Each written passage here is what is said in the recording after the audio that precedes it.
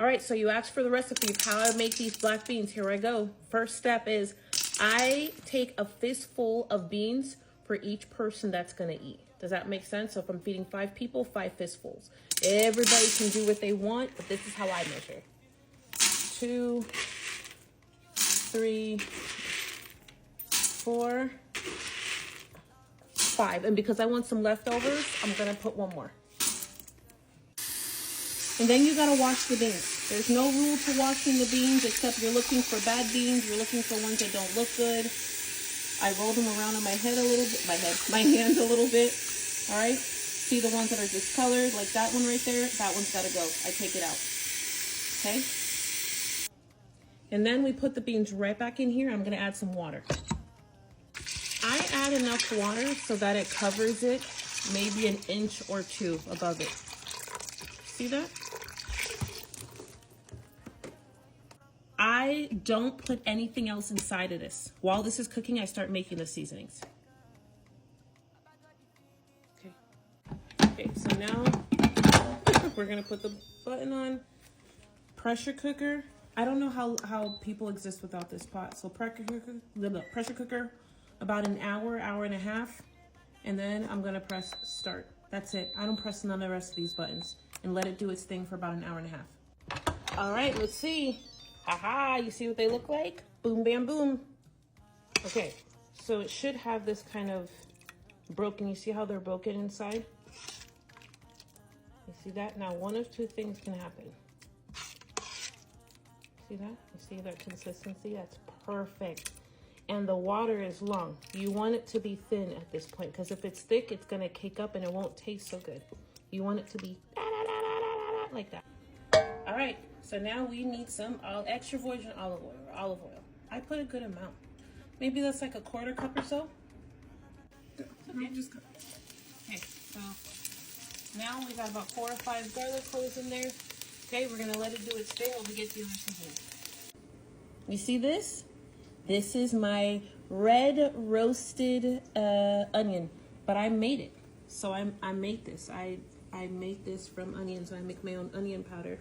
In the other recipe, I had a yellow onion. You could do yellow or red, but this is this is a red onion powder. Why? So that we don't get those chunks inside. And in they go.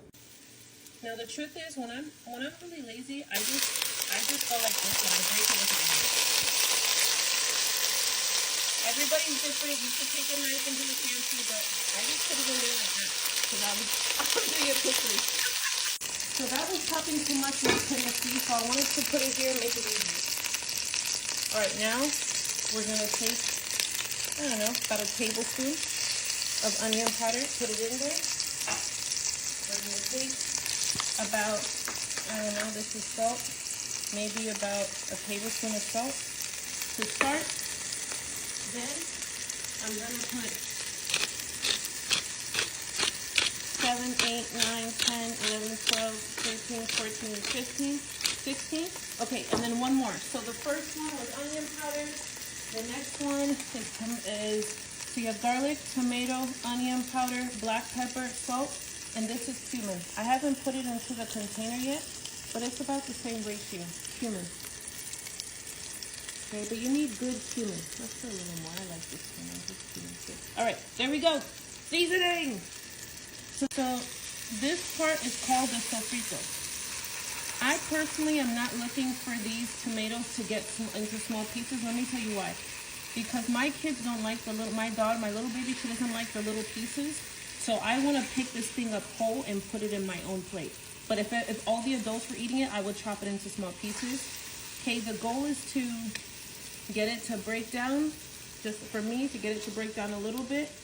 Let it do its thing inside of these seasonings, and that's it. So you put this on and you let it cook for about 5, 6, maybe even 10 minutes. So I'm gonna add a little bit more extra virgin olive oil before I close it up. I'm gonna let it hang out, and you have to let it get happy. It's gotta hang out together. It's gotta become friends. They have to become friends. I turned down the fire so you don't see it bubbling, but you will in a moment I open it. All right, aha, see, it's getting happy and delicious, but it's not done yet. So go do something else. This is a sofrito. There's so many ways to make this, and I'm gonna make it a few other ways, but now at least you see that's the base of the flavor. But you need to give it time. Like, it needs to be there.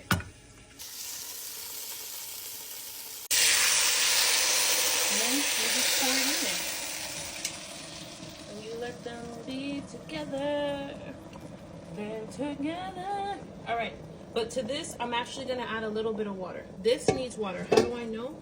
Because when I look at that, these beans are too close to the surface. Everything should look like that right there. You see that right there? The fact that this is at the surface lets me know this pot don't have enough water. All right, my phone died, but I wanted to show you that this needs a little bit more water. You see that? And then last but not least, I take it, back of the spoon, smash it against the wall. So this is how I thicken up the beans. You get it? So now at this point, you can start to thicken them. It releases the starch, or like, and then you just mash it. So I do this about maybe 20. How many times do I do it? Maybe 20. So Michael, you see how I'm smashing it, and I'm smashing against the wall? Then I'm putting back in circulation. This is the secret to super delicious beans. I know other people smash it with fancy potato smashers. I've never had none of that. So back of the spoon it is. And then you start to get this, and they start to thicken and split open and create this really delicious flavor.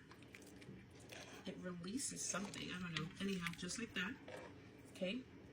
And the trick to all delicious beans is to flavor 2 times. You need to do it in the first time, and then you do it again at the second. And now, there we go. About 10 minutes, maybe 15, and we're done. Turn it off. You don't want it too thick and gummy.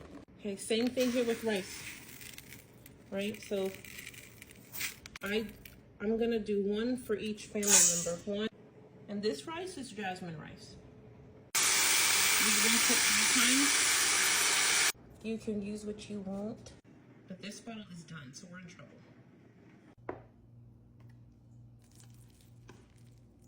This is the perfect rice for beans. You see, because it'll soak it up. If the rice is too shelly, it doesn't taste good. It's just like the rice sits next to the beans.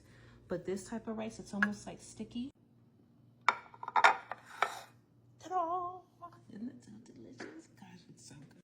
And the best part is that you know it's perfect when you can see the rice soaking up the beans, not swimming in it.